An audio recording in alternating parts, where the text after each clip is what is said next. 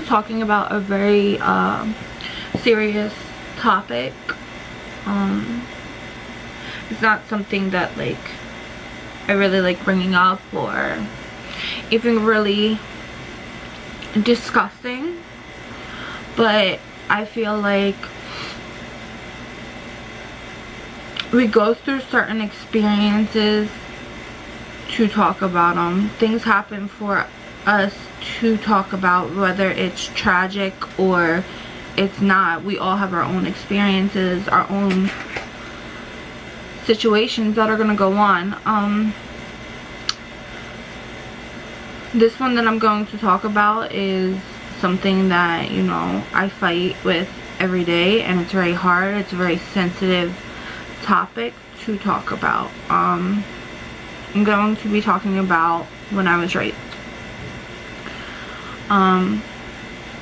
This person I was raped by, I knew. He was my best friend. It happened my senior year, but we were best friends from sophomore year all the way to senior year, and we hung out all the time, and nothing like that ever happened prior to. It was just random. So it happened December 2nd, 2011. I was a senior, and the next day was senior skip day, so a bunch of my friends were all gonna skip school, and you know, my parents were strict. A couple of my other friends' parents were strict, so his mom was really the only one that was cool with letting us all skip and stay there. So I told my mom on the 1st, December 1st, that I was sleeping at my best friend's house, which was a female. I'm not gonna say her name. We're gonna name her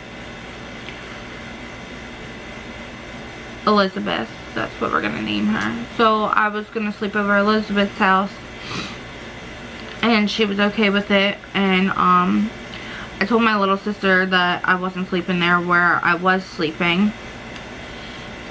So I like told her, oh, don't tell mommy, like whatever. So I went to his house, and his name's Tim. I went to Tim's house, and I was waiting for my friends to get there, but they couldn't find a ride or anything, and Tim's sister picked me up.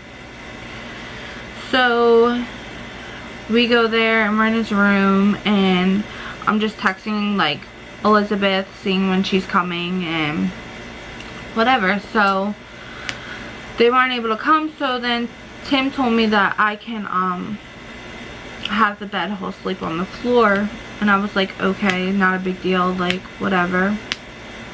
So like everything was fine, and you know, we were just watching TV. At this point it's like midnight, and I'm like thinking in my head, maybe I should just text my mom to come get me and go home.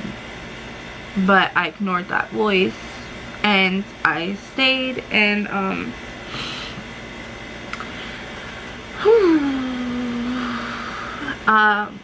he like came and sat on the bed and like started touching my leg and stuff, and I was uncomfortable with it. Like, you're my best friend and I don't see you like that. So I was like, Tim, stop. And he started laughing, and I was like, alright, whatever, he's just joking.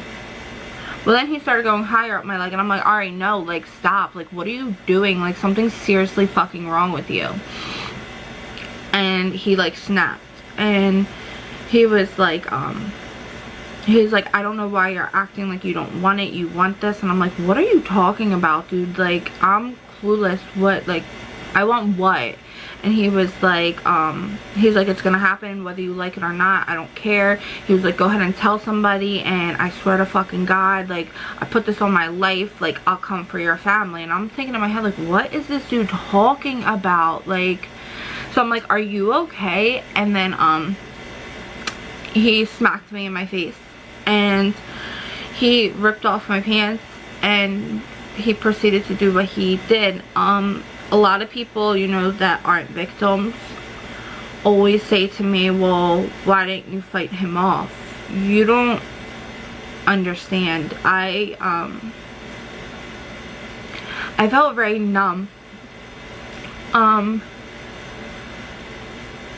At that time and moment in my life, I was just praying something would happen, that I would go.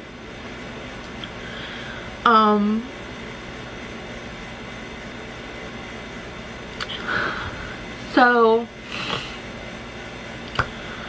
you know, he does what he does, and he threw me like on the floor, and I have like a scar on my leg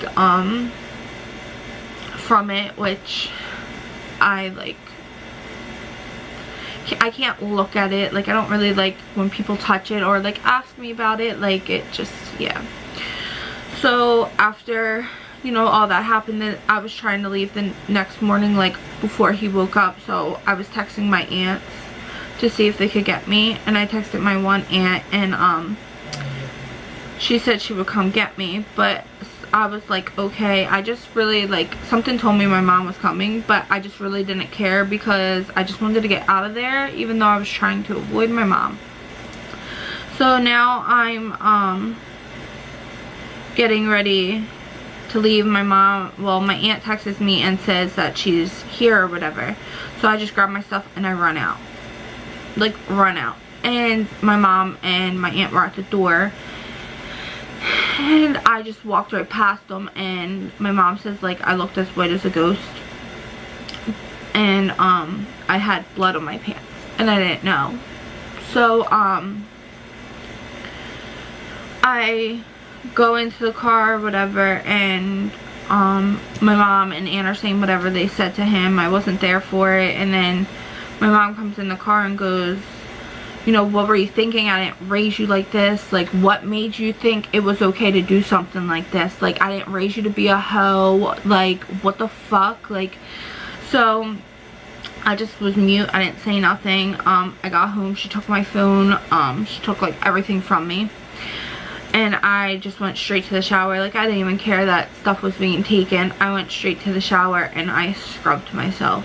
Like, scrubbed myself. And when I was scrubbing myself, I felt like my area burning when I was doing so. So now I was like really scared, and I'm like, what the fuck? Like, how do I, like, what do I do?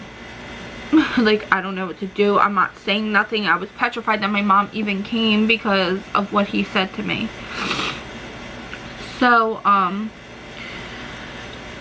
came, my mom's out back and she's on the phone talking to my dad, and I was sitting on the couch and I just kept rocking, and I'm like rocking like this, like, and my feet, like my legs were like up, and I'm just holding on to my legs and I'm just rocking. And my mom comes in and starts yelling, and then she goes, oh my god. And she was like, he raped you, didn't he? And tears, when I say tears, just started flowing. I couldn't talk, I couldn't say nothing, I didn't know what to do. Tears were just flowing, and I was just still rocking at this point, and my mom was punching like the sofa, and she like grabbed me and she's like, it's okay, it's alright, like, you're fine, it's fine, like, you're okay. So my dad comes walking in, and you know, he's about to like go off. And my mom was like, Dan, he raped her. Prior to this, before I was even about, my dad had a cousin who was a twin, and they were extremely close, like best friends. And well, she was picked up by a cop, and he took the one person home and raped her and killed her and threw her outside. And well, that like scarred my dad. And I'm sorry, I keep saying and because like this topic's super hard for me to talk about, but I mean, if it's a story I can put out there and help somebody through whatever they're going through, or if they went through this, like, every situation is different, but I understand. Like, I get the emotion, the roller coaster, everything you're going on. So my dad and my mom were downstairs talking, and I was in my room. So they came upstairs and they were like, let's go, like, we're going to the hospital. And I was like, I don't want to. And my dad, like, being my dad, trying to protect me, he's like, alright, Jen, like, we'll go tomorrow, like, it's okay. And my mom was like, no, we're going now, like, right now. So when we went,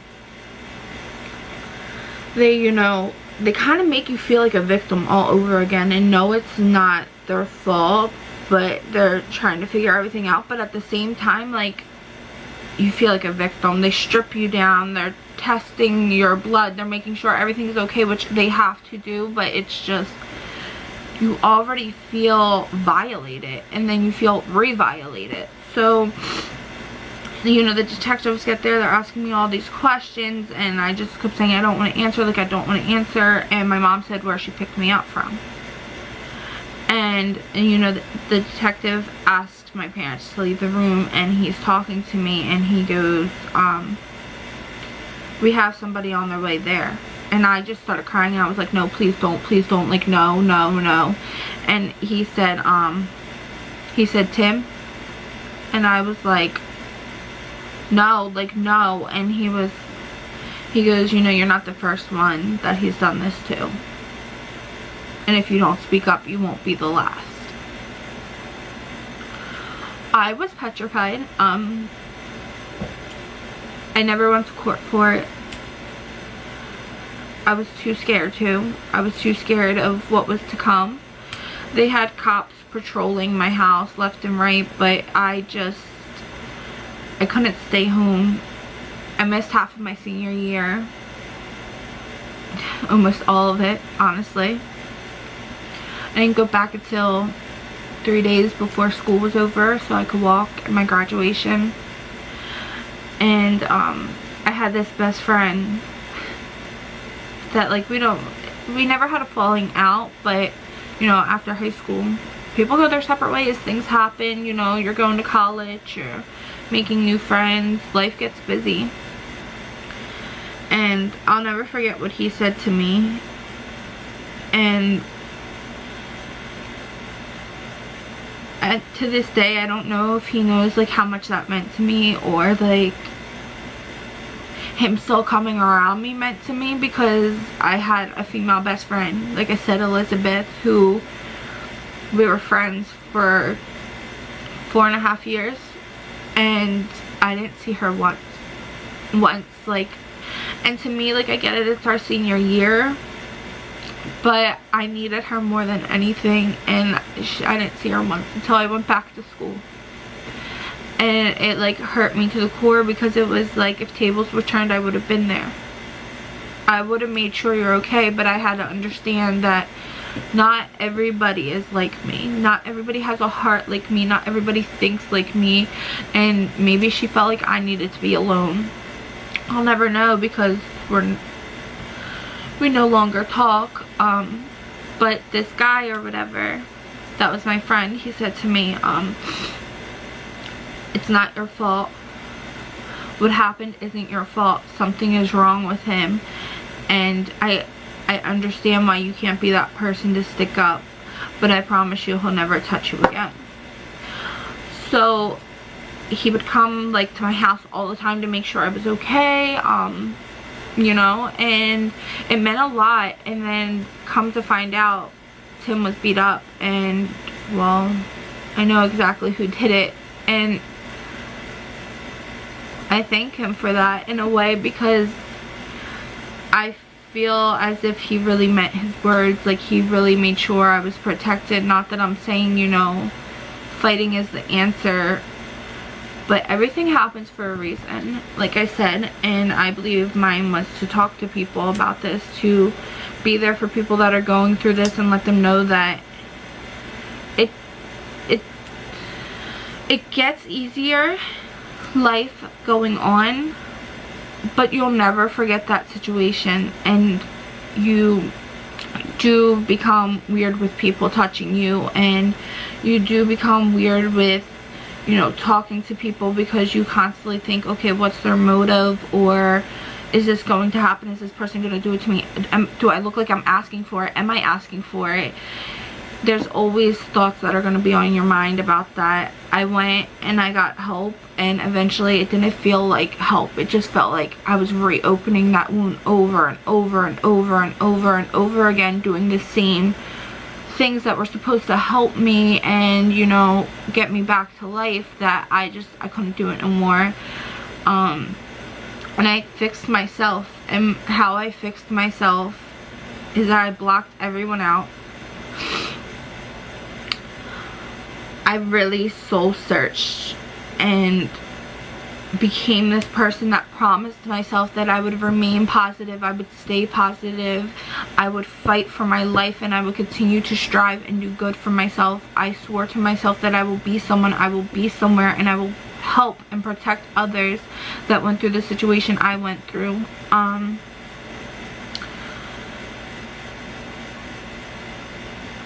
You know, it's not an easy topic to talk about, but it does get easier in a way. Like, I haven't ran into him, I don't see him, he's not allowed near me. If he is near me, I have a number that I call, and right on site he'll get arrested. I just became a stronger person out of all of this, because at the end of the day I had nobody but myself to depend on. I mean, I had friends, I had family around me, but it was me who needed to want to fight this. It was me who needed to not want to be a victim. It was me who needed to be like, you know what, you did what you did to me, but you will not take my life. You will not continue to take what you thought you took from me. If anything, that day, yes, I died, but I was reborn, because I became so much stronger, and I now can help people with it. I can do a lot with what was done with me. I plan on going to like girl groups and speaking to people and letting them see, because you know, you go these places and it's people that haven't been through the situation. They just went to school to learn how to cope and help you cope with the situation. Well, that doesn't feel real to me. I'm sorry, it doesn't. Like, I want somebody who's been through what I went through, who can speak about what I went through and relate to me with what I went through, to show me, to prove to me that it will be better. It does get better. It does. Does that pain stay with you? Do you think about it from time to time? And when that day comes, is it the worst day of your life? Yeah, it is. But I keep moving. I get up. I do things to forget about it. And I just live life. I can't live in fear. He tried. He tried to have me live in fear. He tried to take everything from me. But he's not winning. And my message to you is, don't let the person, whether it's abuse, whether it's what I went through, whether it's emotional, physical, don't let that person take you. Don't let that person take who you are from you. We need to do better and be better. And be better for ourselves, nobody else. Nobody. So that's the story time and the topic about when I was raped. And if you went through it and you don't feel comfortable commenting down below, I will leave my email. You'll have all my social medias. I do respond to everybody in anytime. It doesn't matter. So if you like videos like these where you want me to tell you real life situations that happened to me, give a thumbs up, leave a comment below, and make sure you subscribe. Love yous.